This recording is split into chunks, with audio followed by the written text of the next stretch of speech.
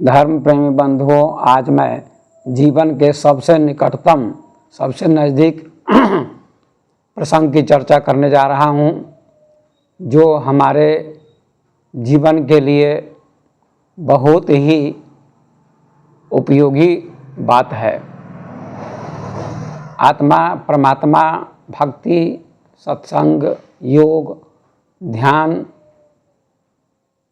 की चर्चा तो होती ही है। हजारों लाखों लोग इन चीज़ों की चर्चा करते हैं और इसके संबंध में लोग बताते रहते हैं। आज मैं जीवन का जो सबसे नज़दीक निकटतम बिंदु है उसको बताने का प्रयास करता हूँ। तो आज का मेरा विषय है संभोग सबसे बड़ा धर्म है। यह सुनकर लोग आश्चर्यचकित होंगे, चौंकेंगे, लोगों के मन में प्रश्न होगा, शंका होगी कि यह कैसा विषय है, संभोग सबसे बड़ा धर्म है। धर्म से संभोग का क्या संबंध हो सकता है? धर्म तो सत्य है, धर्म तो अहिंसा है, धर्म तो सनातन है, धर्म तो बौद्ध है, जैन है, ईसाई है, पारसी है, यहूदी है, ऐसा महापुरुष कहते हैं और इन चीज़ों की कथाएं होती हैं। लेकिन आज मैं ये बताना चाहता हूँ कि संभोग सबसे बड़ा धर्म है। हिंदू धर्म, बौद्ध धर्म, जैन धर्म, ईसाई धर्म, पारसी धर्म, सिख धर्म, इस्लाम धर्म, बहुत सारे धर्म हैं और धर्मों की चर्चा रात दिन होती है। लोग सुनते हैं, अपने अपने धर्मों में सभी लोग लगे हुए हैं। लेकिन आज का जो प्रसंग है बहुत ही विचित्र है और जीवन का सबसे निकटतम बिंदु है, जिसको समझना जरूरी है। तो आइए मैं इसकी चर्चा करता हूँ। यह जीवन की गहराई का विषय है। यह जीवन का मूल बिंदु है। जैसे वृक्ष बड़ा होता है तो उसकी जड़ गहराई में होती है और जब तक जड़ नहीं होगी तब तक तना नहीं होगा, शाखाएं नहीं होंगी और वृक्ष नहीं विकसित होगा। तो वृक्ष की जो गहराई है वो जड़ है। इसी प्रकार से जीवन रूपी वृक्ष की गहराई संभोग है। तो संभोग सबसे बड़ा धर्म कैसे है? आपके मन में बड़ी छटपटाहट होगी, बड़ी बेचैनी हो सकती है। ऐसा कोई भी नहीं कहता है। पूरे देश में कथा होती है, प्रवचन होता है, हजारों साधु संत महात्मा धर्म के संबंध में व्याख्यान देते हैं, भक्ति के संबंध में व्याख्यान देते हैं। लेकिन आज मैं संभोग सबसे बड़ा धर्म है, इसकी व्याख्या सुनाता हूँ, इसकी चर्चा करता हूँ।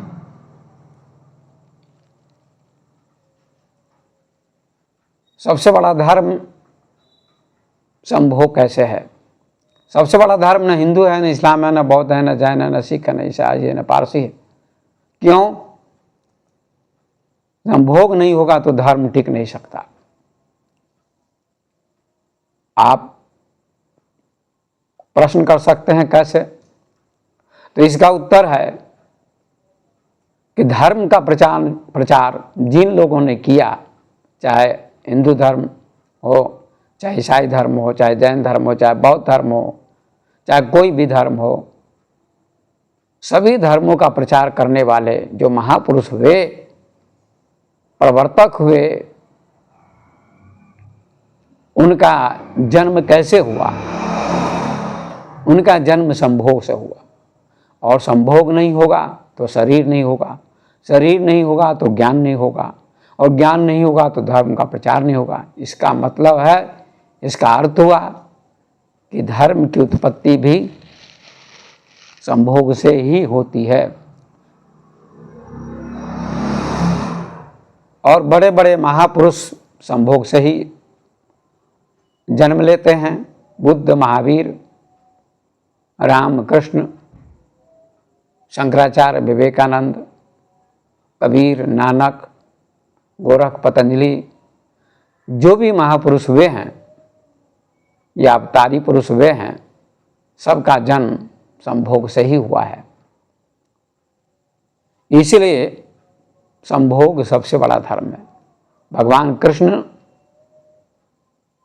भगवान राम, भगवान बुद्ध, भगवान महावीर, कबीर, नानक, पतंजलि, गोरख, शंकराचार्य आदि महापुरुष, सभी की उत्पत्ति संभोग से ही हुई है। और जब तक संभोग नहीं होगा तब तक शरीर नहीं होगा, शरीर नहीं मिलेगा, सृष्टि की उत्पत्ति नहीं होगी।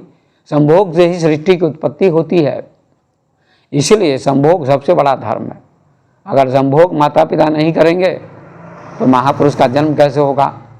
बुद्ध के माता पिता ने भी संभोग के द्वारा ही बुद्ध को जन्म दिया और फिर बुद्ध का शरीर मिला और बुद्ध ने ज्ञान प्राप्त किया और फिर धर्म का प्रचार किया। इसी प्रकार से जैन धर्म के प्रवर्तक महावीर स्वामी ने भी शरीर प्राप्त किया अपने माता पिता के द्वारा, क्योंकि उनके माता पिता संभोग से गुजरे और महावीर स्वामी को शरीर मिला और उन्होंने जैन धर्म का प्रचार किया, अहिंसा का प्रचार किया। शंकराचार्य जो बहुत बड़े वेदांती थे, उनके माता पिता ने भी संभोग के द्वारा ही शंकराचार्य जैसे महापुरुष को जन्म दिया और शंकराचार्य ने पूरे देश में वेदांत का प्रचार किया। स्वामी विवेकानंद ने भी देश और विदेश में जो प्रचार किया वेदांत का, उनका भी जो शरीर था उनके माता पिता के द्वारा ही प्राप्त था। और जब तक माता पिता संभोग नहीं करते हैं, नहीं करेंगे, तब तक किसी बच्चे का जन्म नहीं हो सकता है और वही बच्चा एक दिन महापुरुष बनता है और वही धर्म का प्रचार करता है। तो धर्म का अर्थ होता है सुख। यतो धर्म ततो जय। जहाँ धर्म है वहाँ जय है। तो संभोग सबसे बड़ा सुख है। हमको ऐसा कहना चाहिए, ये नाम रखना चाहिए इस प्रसंग का, लेकिन मैंने जानबूझकर इस प्रसंग का नाम रखा है संभोग सबसे बड़ा धर्म है। क्योंकि धर्म का प्रचार भी बिना शरीर के नहीं हो सकता और शरीर संभोग के द्वारा ही प्राप्त होता है। इसकी चर्चा कोई भी कथावाचक नहीं करता है, कोई भी विद्वान नहीं करता है, कोई भी साधु संत नहीं करता है। इस पर पर्दा डालने का लोग प्रयास करते हैं। ये बहुत बड़ी विडंबना है। तो संभोग जीवन का मूल बिंदु है और संभोग के लिए ही लोग सारे काम करते हैं। मकान बनाते हैं, दुकान चलाते हैं, व्यापार करते हैं, नौकरी करते हैं, मकान बनाते हैं, गाड़ी खरीदते हैं, सारी सुविधाएं जुटाते हैं। और सारी चीज़ों के होते हुए यदि एक पत्नी नहीं होती है तो व्यक्ति बेचैन हो जाता है, क्योंकि पत्नी से उसको संभोग का सुख मिलता है। तो संसार में सारे के सारे लोग उस सुख को भोगना चाहते हैं जिसको संभोग कहा जाता है। और यह शब्द कोई बुरी बात नहीं है, बुरी चीज़ नहीं है संभोग, लेकिन इसका नाम लेने में साधु संत कतराते हैं, साधु संत संकोच करते हैं, डरते हैं, क्योंकि उनके अनुयायी, उनके शिष्य उनका सम्मान नहीं करेंगे, उनको भय होता है।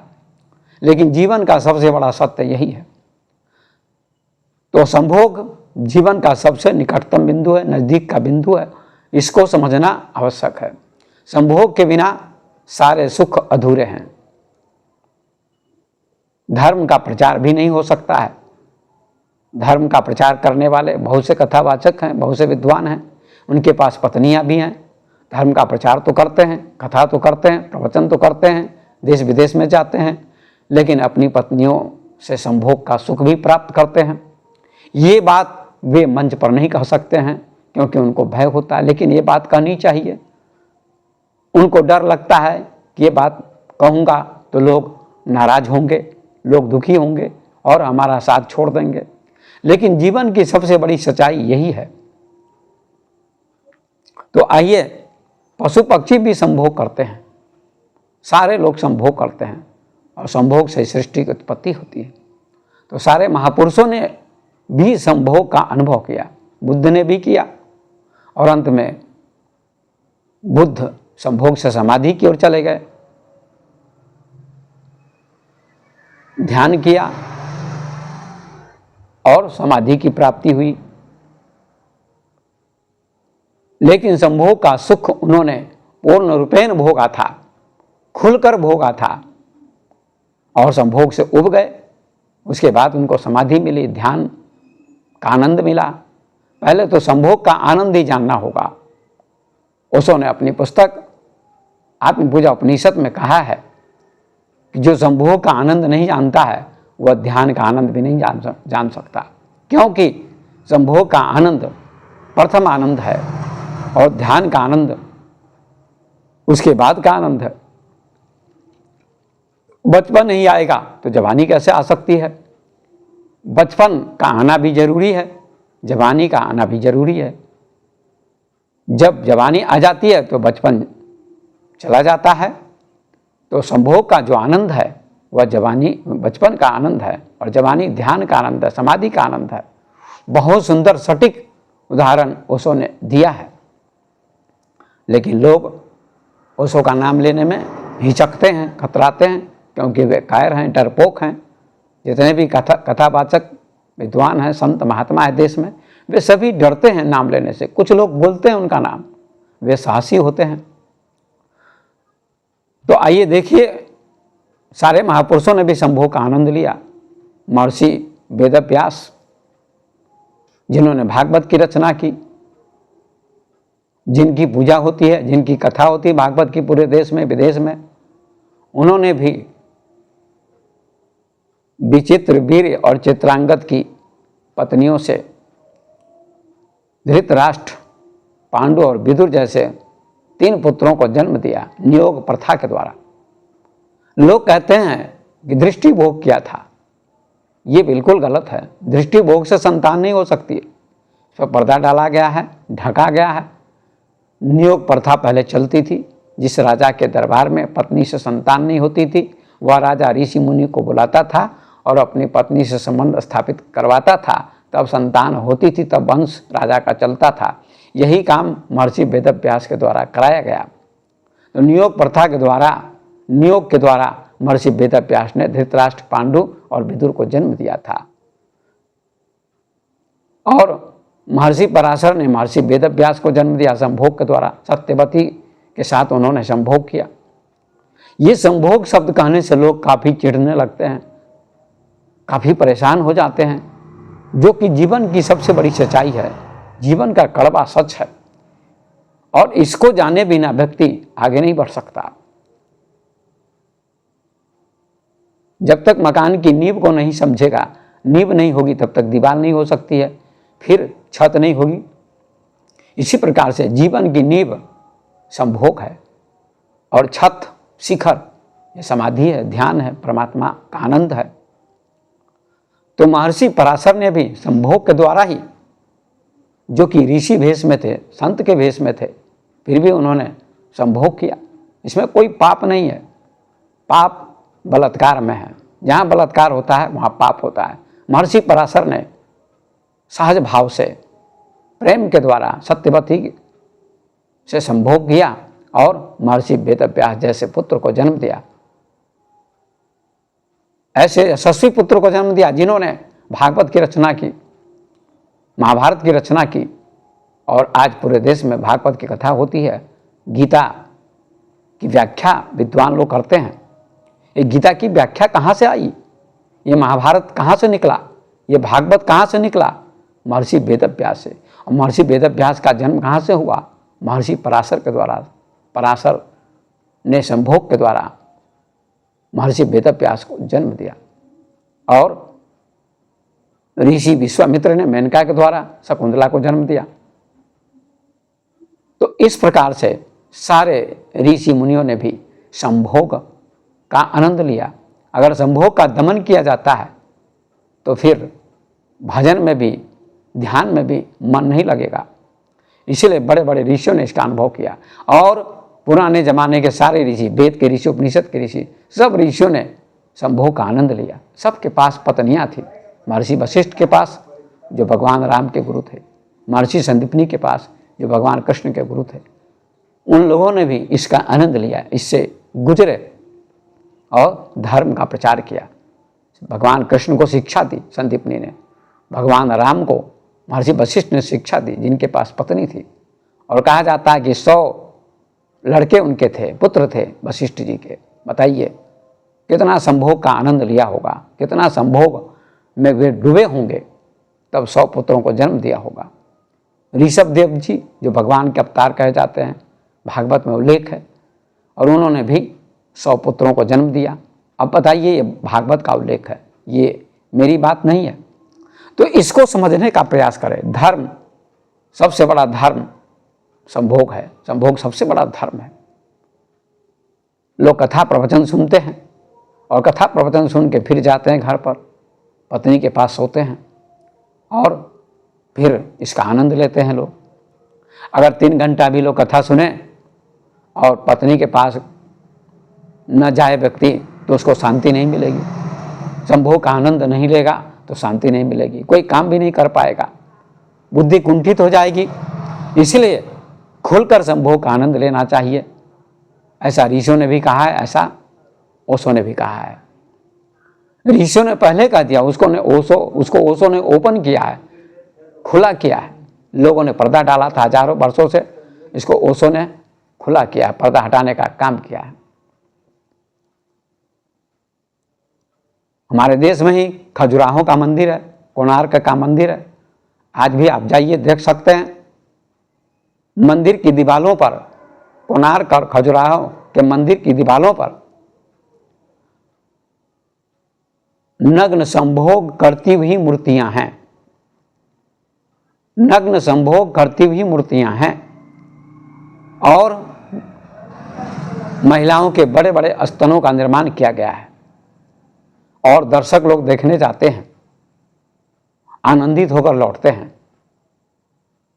जिन्होंने कोणार्क और खजुराहो के मंदिरों की रचना की होगी, जिन्होंने निर्माण किया होगा, उन्होंने बहुत अच्छा काम किया है, उनकी बड़ी अच्छी सोच रही होगी। तो कोणार्क और खजुराहो के मंदिर के दीवारों पर संभोग करती हुई नग्न मूर्तियां दिखाई गई हैं। क्यों? और मंदिर में भगवान की मूर्ति दिखाई गई है। जब तक व्यक्ति संभोग से नहीं ऊपर उठेगा, संभोग का अनुभव नहीं करेगा, तब तक अंदर में प्रवेश नहीं करेगा, आत्मा के तल पर नहीं जा सकेगा। आत्मा के तल पर जाने के लिए, अंदर में प्रवेश के लिए, आत्मा को जानने के लिए, समाधि का सुख जानने के लिए, भजन का आनंद लेने के लिए, लोग कहते हैं भजन भजन भजन, क्या है? सारे लोग भजन करते हैं, करोड़ों लोग भजन में लगे हुए हैं और बच्चे भी पैदा करते हैं। तो संभोग नहीं करते तो बच्चे कैसे पैदा होते हैं? कैसे पैदा होते हैं? बिना संभोग के बच्चे कैसे पैदा हो सकते हैं? तो संभोग का जो सुख है, सबसे बड़ा सुख है। संभोग सबसे बड़ा धर्म है। धर्म का अर्थ सुख, धर्म का अर्थ आनंद, और संभोग से आनंद मिलता है।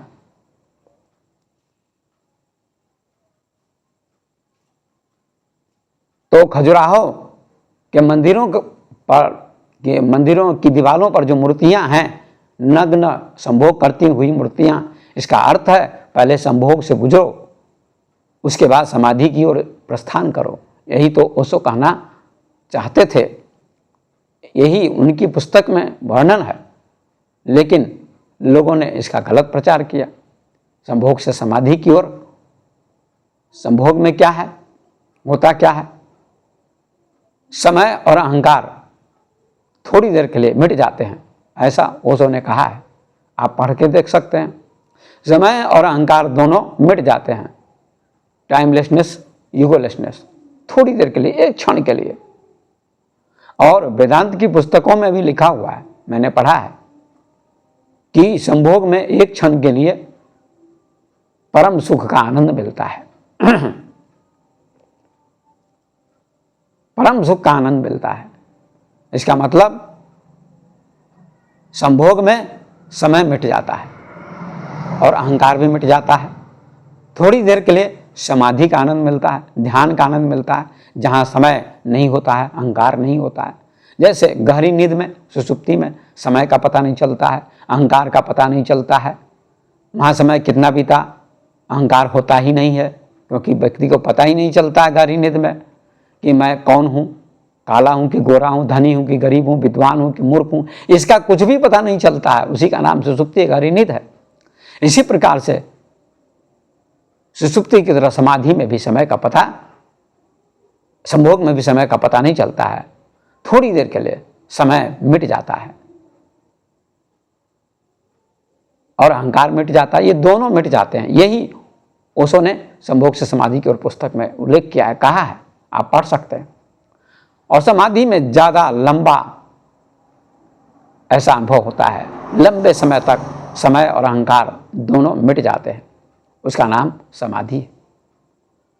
तो संभोग से समाधि की ओर यात्रा करनी चाहिए। जैसे ओशो ने उदाहरण दिया है कि आकाश में बिजली चमकती है तो थोड़ी देर के लिए प्रकाश हो जाता है, फिर अंधकार हो जाता है, लेकिन थोड़ी देर के लिए प्रकाश तो हुआ, रास्ता तो दिख गया।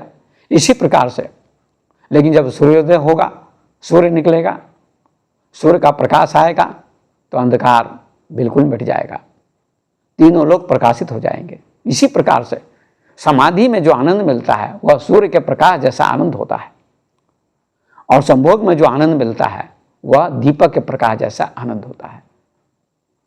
और भी उदाहरण मैं बता सकता हूँ। संभोग में जो आनंद मिलता है वो एक बूंद के बराबर होता है, और समाधि में जो आनंद मिलता है, ध्यान में जो आनंद मिलता है, वह सागर के जैसा होता है, समुद्र के जैसा होता है।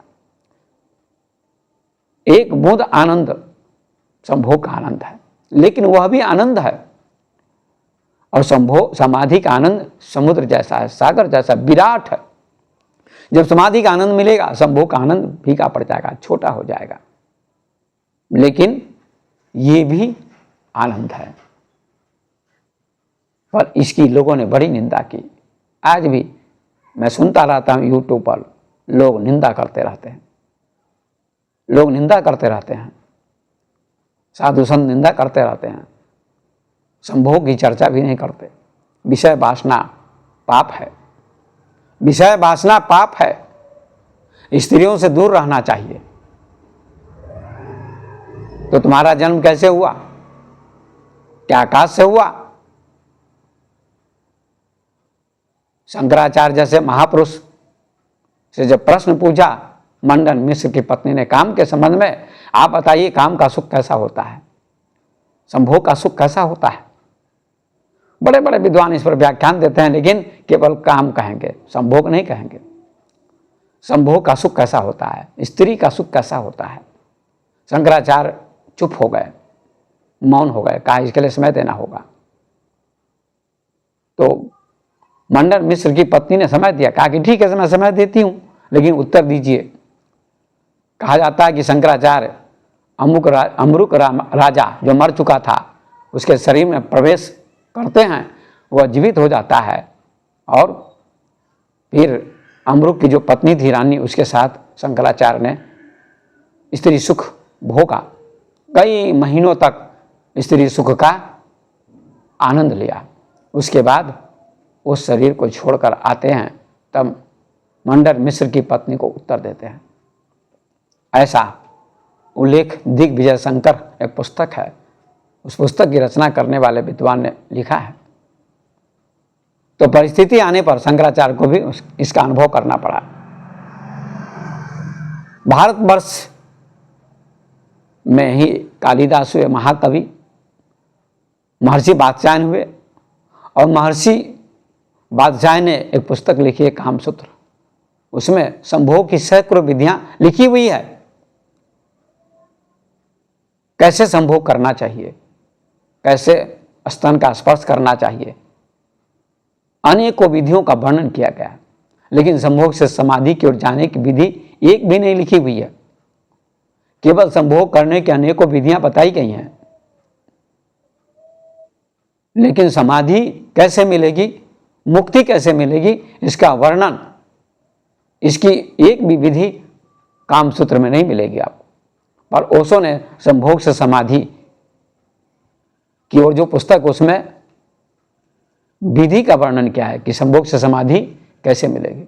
आप संभोग में जाइए, और ओशो ने उसमें वर्णन किया है, कहा है कि संभोग करते क्षण में व्यक्ति को गहरी सांस लेनी चाहिए, सांस शिथिल होनी चाहिए, आज्ञा चक्र पर मन होना चाहिए, ध्यान होना चाहिए, तो लंबे समय तक व्यक्ति संभोग कर सकता है, ऐसा उन्होंने कहा है।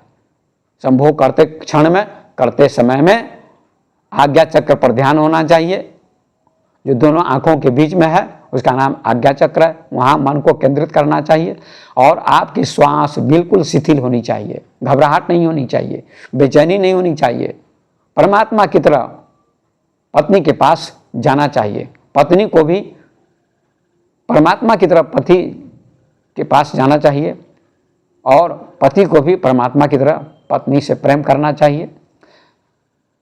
ऐसा करने पर व्यक्ति लंबे समय तक संभोग का क्षण लंबा कर सकता है, व्यक्ति संभोग का क्षण लंबा हो सकता है, लंबे समय तक संभोग में टिक सकता है। और ओशो ने कहा है, यदि 40 मिनट तक या 3 घंटे तक कोई व्यक्ति टिका रह जाए तो एक संभोग में उसको समाधि मिल सकती है, ये गारंटी के साथ उन्होंने कहा है। इस बात को आप समझिए, उस पुस्तक को पढ़िए। हर युवक और युवती संभोग से समाधि की ओर पुस्तक पढ़े तो श्रेष्ठ संभोग और श्रेष्ठ संतान, ओशो का एक प्रवचन भी है, वीडियो भी है, श्रेष्ठ संभोग श्रेष्ठ संतान। इसी का अर्थ होता है श्रेष्ठ संभोग श्रेष्ठ संतान होगी, श्रेष्ठ संभोग से श्रेष्ठ संतान होगी। मतलब संभोग करते क्षण में व्यक्ति को बिल्कुल शांत होना चाहिए और आज्ञा चक्र पर ध्यान रखना चाहिए, पत्नी को भी पति को भी, दोनों को। और श्वास बिल्कुल शिथिल होनी चाहिए, शांत होनी चाहिए, तो संभोग का क्षण, संभोग का समय लंबा हो सकता है, आपका वीर्य स्खलित जल्दी नहीं होगा। इसलिए ओशो ने ये विधि बताई है कि तुम संभोग से समाधि की ओर जा सकते हो इस विधि के माध्यम से। लेकिन इसको लोग सुनेंगे तो चौंकेंगे। साधु संत तो चर्चा भी नहीं करते, उनको डर लगता है, भय लगता है, उनको प्रतिष्ठा का भय होता है, लेकिन ओशो को कोई भय नहीं था। तो संभोग सबसे बड़ा धर्म है। महाकवि कालिदास, जिनका नाम आपने सुना होगा,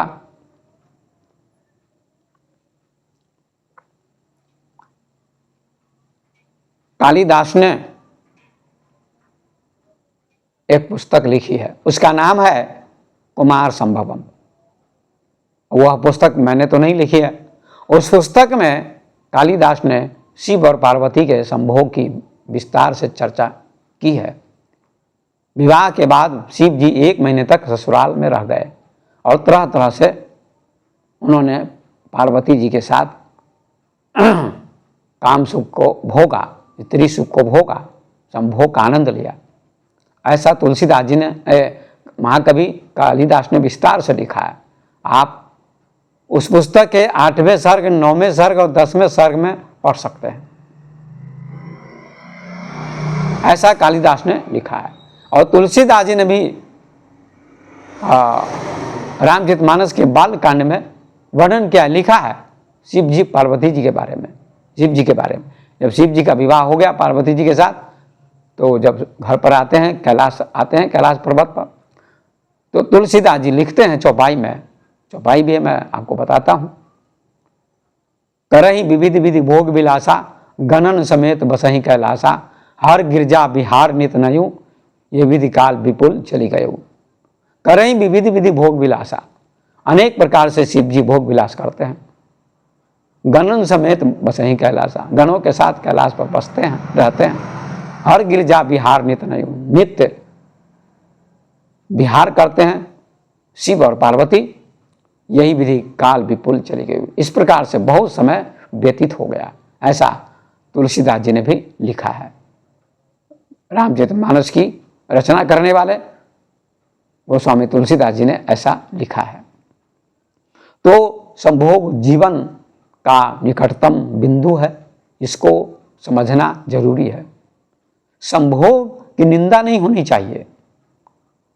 ओशो ने बार बार कहा संभोग कीचड़ है और कीचड़ का होना भी जरूरी है,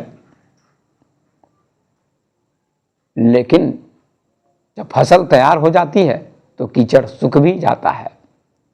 वर्षा होती है तो कीचड़ होता है, और कीचड़ नहीं होगा तो फसल नहीं होगी। और कीचड़ से ही कमल की उत्पत्ति होती है, इसलिए उसका नाम है पंकज। पंक माने कीचड़, जम माने जन्म लेने वाला। कीचड़ से जन्म लेने के कारण कमल का नाम पंकज है। लेकिन कमल के पत्ते पर पानी नहीं टिकता है, निर्लिप्त होता है उसका पत्ता। इसी प्रकार से सबका जन्म कीचड़ से होता है। कीचड़ में रहना जरूरी नहीं है, कीचड़ से ऊपर उठना भी जरूरी है। वासना कीचड़ है, लेकिन कीचड़ का होना भी जरूरी है। कमल कीचड़ से ऊपर उठ जाता है,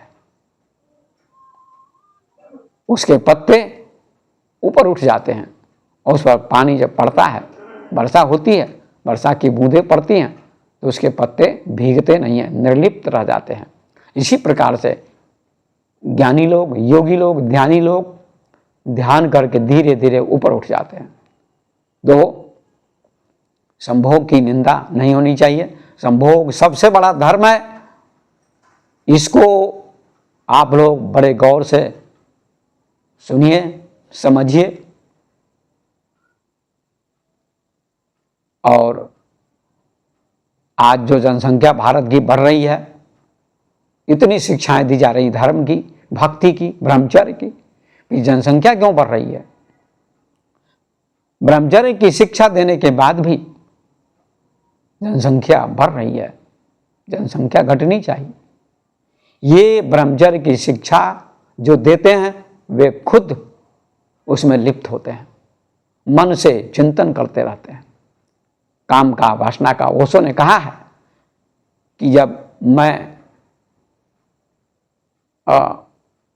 साधु संतों से बात करता हूँ, साधु संत मेरे पास आते हैं, जब वो थे तब की बात है, तो हजारों लाखों साधु संत मेरे पास आए। बड़े बड़े देश प्रसिद्ध साधु संत आते थे, कथावाचक आते थे, महात्मा आते थे, जिनके लाखों अनुयायी होते थे, लाखों शिष्य होते थे। वे भी आकर एकांत में हमसे मिलते थे और कहते थे, एक ही समस्या कहते थे कि मेरे मन में काम वासना है, काम वासना से छुटकारा कैसे होगा? या कभी कभी कहते थे संभोग करने की इच्छा होती है, उसमें उतरने की इच्छा होती है, लेकिन हजारों का गुरु हूं मैं। कोई कहता था, कोई साधु, तो मेरा सम्मान नहीं होगा। तो ओशो का उत्तर था, तो तुम विवाह कर लो, सम्मान की चिंता छोड़ो। लेकिन साधु संत सम्मान की चिंता करते हैं, ओशो को सम्मान की चिंता नहीं थी। लोग कहते हैं स्त्री से दूर रहना चाहिए। साधु संतों को क्यों दूर रहना चाहिए? ऋषि मुनि ही स्त्री वाले थे, भगवान कृष्ण स्त्री वाले थे। आप उनकी पूजा क्यों करते हैं? उनके पास 16,108 रानियां थी और सबसे 10-10 बच्चे पैदा हुए थे। आचार्य प्रशांत ने भी इसके बारे में कहा है, क्या कृष्ण के इतने बच्चे थे तो क्या आज से टप गए? स्त्री से उन्होंने संबंध किया होगा, साक्षी बनकर संबंध किया होगा, संभोग किया होगा।